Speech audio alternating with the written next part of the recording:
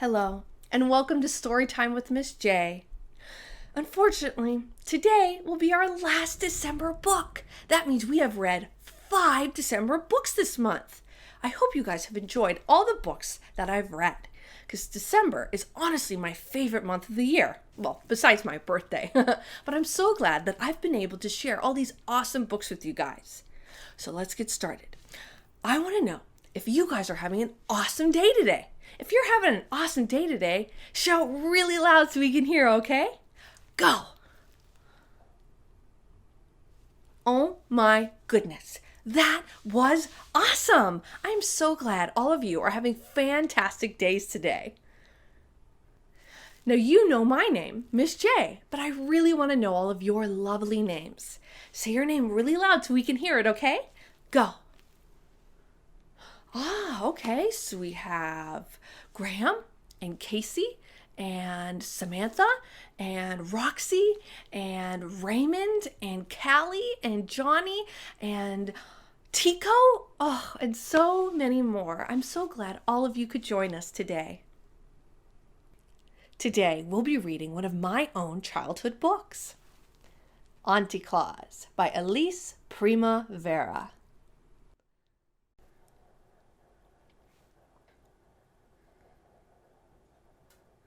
The Kringle family lived high atop the luxurious Bing Cherry Hotel in New York City, and they loved Christmas.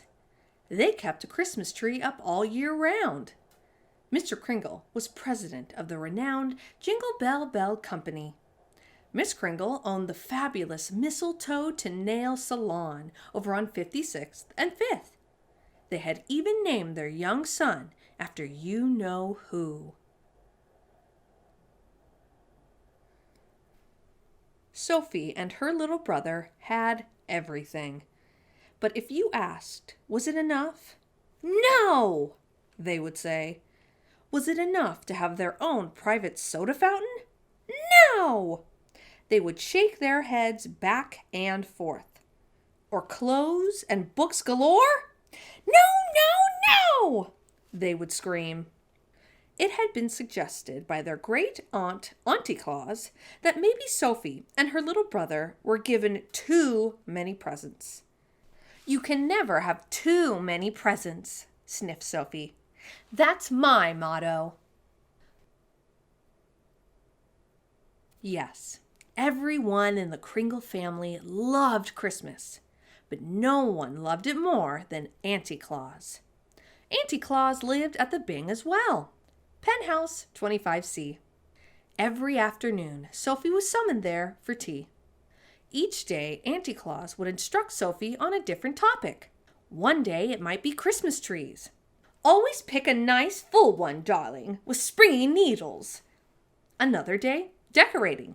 You must drape the garland, darling, one strand at a time. You must never throw it on. After they finished tea, Auntie Claus would close with these words of wisdom. And darling, always remember my first and final rule.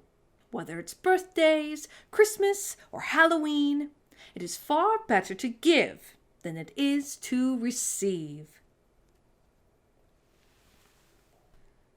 Sophie wondered about her great aunt a lot. She's so mysterioso, Sophie thought. And this was true.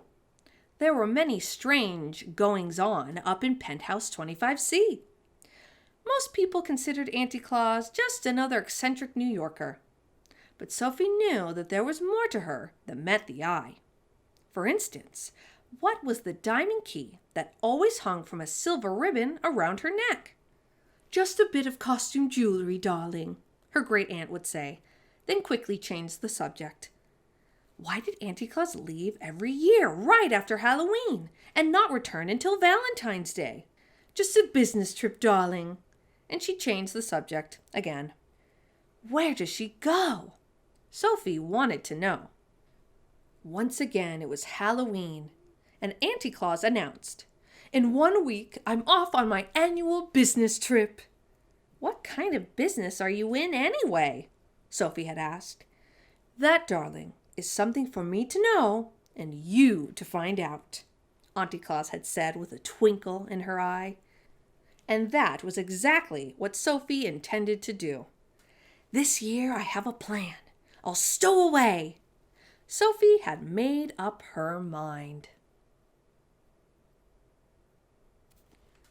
As she was leaving, Sophie said, "I'm going on a business trip with Auntie Claus." "Marvelous, darling. Be home in time for Christmas. There's a good girl," said her mother. "Do take your mittens," said her father. "I'm going too," said her little brother. "Oh, no, you're not," said Sophie. "Can if I want to," he said. "Can not," she said. "Can too," he cried. "Can not," she yelled. Whee!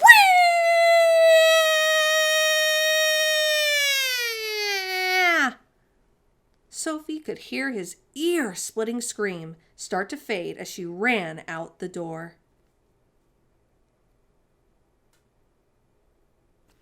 Sophie tiptoed into Auntie Claus's apartment. There were many boxes and trunks waiting to go. Choosing the largest, Sophie pushed aside the capes and furs and wriggled inside. Quietly, she made a little peephole in the cardboard, so she could see everything that was going on. Auntie Claus entered the room. She removed the diamond key that hung from the ribbon around her neck. Next, she placed the key into the lock of her old elevator. The door slid open. The boxes and trunks were loaded. The door slid shut. Vroom! The elevator shot up in the air and out into space. They were going up, up, up. Minutes, an hour passed, and still they were going up. Sophie could feel it getting colder and colder. From her peephole, she could see stars zipping by. Or was that snow? "We can't possibly be in New York any longer," she thought. The elevator landed with a thunk, tipping over Sophie's box. She could no longer see, but she thought she heard cheers. The sound soon faded until all became completely silent. Thinking it was safe, she climbed out of the box. "Where am I?" Sophie whispered. "You must be the new elf," a little man said. "That's it," said Sophie. "I'm the new elf. Who are you?" "I'm Mr. Pudding," he said. Oh dear, you're in violation of elf rule number 3. "What do you mean?" asked Sophie indignantly. He pulled a worn green and red book from his pocket. On the cover, it read, "Elf Rules and Vital Information." He pointed to the section marked Dress Code. Sophie read out loud, "Always look neat. Always look snappy. A well-dressed elf always feels happy." "Follow me," he said, and trotted off into the darkness. "Where are we going?" shouted Sophie. "Hurry, hurry," Mr. Pudding called over his shoulder. "Only 48 days left." Mr. Pudding put Sophie right to work in the mailroom. It seemed to her as good a place as any to begin her search. Where was Auntie Claus? And what was she doing here? For days, Sophie lived among the elves and did her best to blend in. She slept on a cot in the elf dormitory. She ate meals in the cafeteria. No one suspected. Every day, Mr. Pudding appeared. "Hello, Elf Sophie. Settling in?" he asked. "The uniform is itchy. The hours are long," said Sophie. "This is hard work." Oh dear, said Mr. Pudding. He pulled the old green and red book from his pocket. "Elf rule number 2, Mr. Pudding recited. "An elf's work is never done, but hard work never hurt anyone." Rules schmools, thought Sophie. For weeks, Sophie looked high and low for Auntie Claus, but now it was almost Christmas Eve, and she had turned up nothing. Sophie was worried. If she didn't find Auntie Claus, how would she get home? If she didn't get home, how will I get all my Christmas presents? She thought. Just then, Mr. Pudding appeared. Hello, Elf Sophie, he said. Good news! You have excelled in the mailroom and may proceed to package wrapping. After that, we'll all pitch in on sleigh packing. I'm not going to package wrapping, and I'm not going to sleigh packing. I want to go home, Sophie yelled. I have to get all my... But before she could finish, Santa's voice interrupted over the PA system. It's that time of year again, his voice boomed. And I was hoping one of you would volunteer to go to the coal mines and pick up the BB&G list. Sophie whispered to Mr. Pudding. What's the BB&G list? BB&G? He shivered. It's short for bad boys and girls. Any boy or girl on that list goes without presents. Or worse, for Christmas. Sophie swallowed hard. Uh-oh, she thought. Mr. Pudding continued. Only the bravest elf would volunteer for such an awful job. Yes, a brave elf, thought Sophie. Or else a girl who thinks she might be on that list. She raised her hand high. I'll go, she said. Oh dear, Mr. Pudding said. As Sophie made her way toward the coal mines, she could hear the chanting of the BB&G elves. Spoiled brats and crybabies, wine babies, and all the ones who don't believe. Here's some coal and here's some gunk. Fill a stocking that smells like skunk. Sophie went down, down, down, where it became darker and darker. Finally, she reached the very bottom. There was the list. Sophie looked for her name, but it wasn't her name she saw on the list. It was... My own little brat of a brother, she cried. Chris is on the bad boys and girls list. Well, she thought, once she'd gotten past the shock of it, they kind of do have a point. But then she pictured the two of them on Christmas morning. There would be lots of presents for her and nothing for her little brother.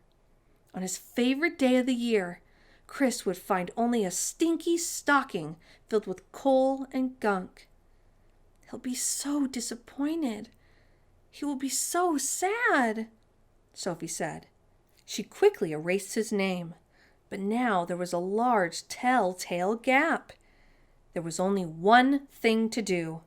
Sophie took a deep breath and wrote down her own name instead. The ink wasn't even dry on the page when some kind of really strong magic happened. Right before her eyes, the list, the BB&G elves, and the coal mines vanished. And Sophie was whirling around and around, hurling through the air in a blur of Christmas red and green. Was she up? Was she down? Sophie was standing on the stage in the grand ballroom. A clock struck midnight. Santa began to speak. She's always on time. She works harder than anyone I know, including me. Ho, ho, ho! In short, she does things right, and I would be lost without her. Let's have a big round of applause for my sister. The curtain opened. Auntie Claus! Sophie shouted. Auntie Claus! Everybody cheered. Hooray for Auntie Claus! Turning to Sophie, Auntie Claus winked and said, Come along, darling. You must be home in time for Christmas. Sophie was about to climb onto the sleigh when Mr. Pudding appeared. He was waving the green and red book in the air. Oh dear, he cried. Auntie Claus, Sophie can't leave until she knows the first and final rule. See, it says so right here under departing procedures. The reindeer stomped restlessly and shook their heads as if to say, Let's go, let's go. Sophie knows the first and final rule, Mr. Pudding, Auntie Claus said. I do? Said Sophie. Yes, you do. Now hop onto the sleigh. There's a good girl. Sophie jumped onto the sleigh, and it rose high up into the air. Goodbye! Goodbye! She called. She could barely hear her aunt's voice over the wind and the snow. I knew you had it in you. Merry Christmas, darling. The sleigh picked up speed. Ho, ho, ho! Santa laughed as the stars whizzed by. Sophie closed her eyes. Her face stung with the cold. When Sophie opened her eyes, she could hardly believe she was in her own bed again. She ran down the stairs toward the living room. Please let him get his presents, she whispered to herself. Under the tree was her little brother. His cheeks were red, his eyes sparkled, his belly shook with laughter. Merry Christmas, Sophie, he bellowed. Merry Christmas, Chris, Sophie said with great relief. It was then that she realized Auntie Claus is right. I do know the first and final rule. She said to herself, it is far better to give than it is to receive. There is something here for you, her mother and father said proudly.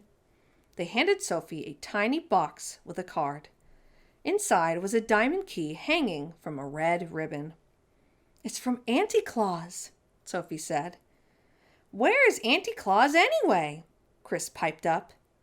On a business trip, darling, Sophie said, and smiled mysteriously. Suddenly, a thought occurred to Chris. She's never here on Christmas, he said. What kind of business is she in anyway?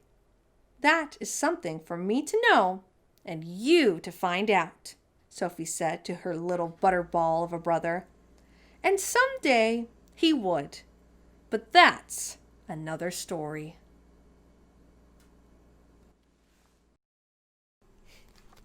And the end. Next time, we'll be reading We Are Water Protectors, written by Carol Lindstrom, illustrated by Michaela Goad. Well, I hope you enjoyed our last December book. If you want to hear more stories, check out my past videos. Well, that's the end of the episode, but I hope you had a great time and great rest of your day. Until next time, bye!